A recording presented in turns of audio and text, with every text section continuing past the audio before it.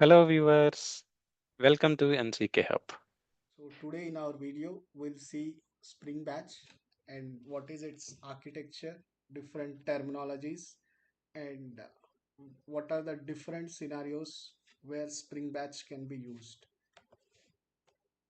Yeah, coming to SpringBatch introduction. So many applications within enterprise domain require bulk processing of data to perform business operations. So there is a need like automated complex processing of large volumes of information without user interactions. So some operations can be time-based events. So periodic application of complex business rules repeatedly across the large data sets. So integration of information received from internal or external system requires formatting, validation, and some processing of data. So in order to handle above scenarios, like Spring Batch can be used. So basically Spring Batch is a lightweight comprehensive framework, simplifies the development of Spring Batch applications. So what are the different usage scenarios where Spring Batch can be applicable? So when requires so there is a need like reading large number of records from database, file or queue. So another scenario like processing of large volumes of data, and another scenario like writing back the modified data to external data resources. And what are the different business scenarios? So there is a need like commit the batch process periodically. So there is also a need of parallel processing of job, like so we can parallelly start different number of jobs, and we can also expect like parallel processing of job. So there is a staged enterprise message driven processing. So when there is a queue exists in the application, so whenever a message received within the inbound queue, like this message should be processed. And there is also a requirement of parallel batch processing, and there is manual or scheduled restart of a job in case of failure, and there is a sequential processing of dependent steps.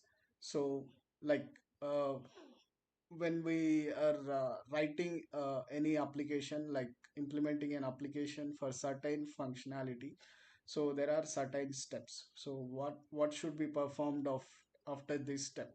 So for that sequential processing, we can use Spring Batch.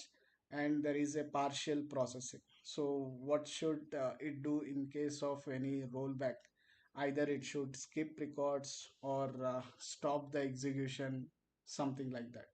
So whole batch transaction, like small batch size or stored procedure or scripts execution. Yeah, so this is the Spring Batch architecture. So there is a triggering system which is going to trigger the job launcher. So job launcher will initiate the job. So what are the job metadata information can be get it from job repository, and each job has its job instance, and job instance what are the parameters required for that particular job, that can get it from job parameters. And once it has all the required info, job execution will be started. And each job can have a single step or multiple steps. Again, step has three things, so three classes, so which is item reader, item processor, and item writer. So each has its own purpose. So item reader is for reading the data, item processor is for processing the read data, and item writer. So after processing the data by the item processor, so we have the modified data. So that modified data can be returned to external data resources, any other operations. So yeah, in detail we'll see in the next slides.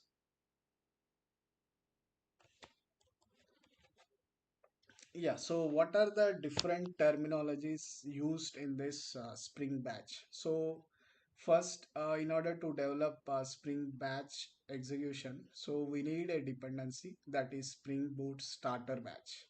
So this dependency is a must, and job repository. So in the architecture, we have seen there is a block called job repository. So basically, it is going to define the jobs. Okay, like it is going to hold the metadata and sorry. Yeah, so job repository, it is going to define the batch jobs, and each job comprises of one or more steps, and each step consists of item reader, item processor, and item reader. So what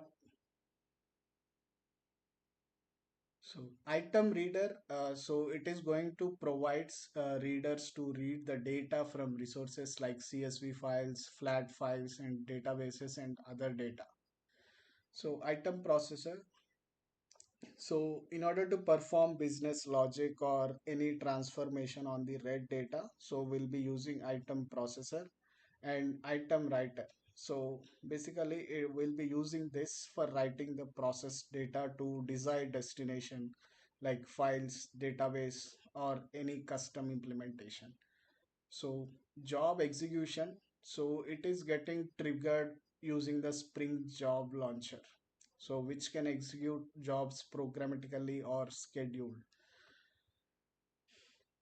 Yeah, so we can trigger any job with the help of program. So I mean, if we perform any action, so based on that, job can be triggered, or so we can also schedule job using at the rate scheduled annotation in the application programming, so which can run for every based on the time, like 1 hour, 2 hours, or 12 hours, or 24 hours. So yeah, what is a chunk? Like reads the data in form of chunks, like process the data and write results into chunks. Handle when we are handling the large data sets. So listeners, so what is listener? Like it is allow us to hook into the batch processing of batch life cycle. So yeah, like we'll be using this to perform actions before and after a step or a job. So what certain action we should do before or execution after for a step or a job. So we'll see like how batch process is going to work. So batch process is encapsulated by a job consists of multiple steps. So as we seen from the architecture, like each job can have a single step or multiple steps. So each step has single item reader, processor, and writer, and job is executed by job launcher. So metadata about configure job is stored in the job repository, and job. So job has multiple job instances, like each is defined uniquely by job parameters that are used to start a job. So each run of job instance is defined as the job execution, and each job execution tracks like what happens during the execution, like current status, exit status, and start and end time. So what is a step? So every job is composed of one or more steps. Step, like it is an independent step of batch job. So a step has individual step execution, so which represents like a single attempt to execute it. And step execution stores information about the current and the exit status, and start and end times, and it's also re- refers to the corresponding step and job execution instance. So what is an execution context?